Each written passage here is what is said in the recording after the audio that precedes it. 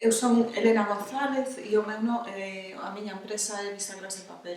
Bisagras porque, bueno, a través dos meus traballos de xenealoxía e investigación familiar, o que fago é abrir, ver portas e ventanas na túa casa e tamén unir distintas piezas, unha parte da familia paterna, outra parte da familia materna, buscar vínculos de unión e, bueno, traballar un pouco tamén con moitas veces digo que cando empezas unha investigación ou un traballo ca tua familia, ca tua historia, é un movimento como moi sutil que de alguma maneira te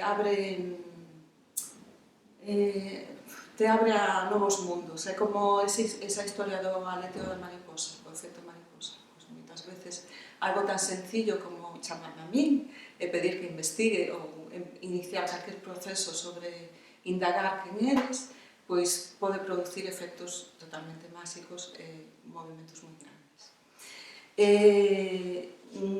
A empresa leva 4 anos en activo, bueno, vai cumplir 4 anos en xuño,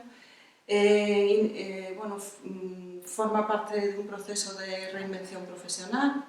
Realmente, pois, digamos que pasei de ser unha xenealoxista aficionada a unha xenealoxista profesional.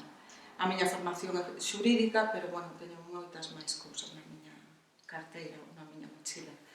E a miña idea, cando montei a empresa, era un pouco revolucionar o mundo da xenealoxía e tratala dunha forma diferente. Por unha parte máis democrática, porque creo que todo o mundo ten dereito a coñecer a súa historia, non é algo que sexa exclusivo para a xente que teña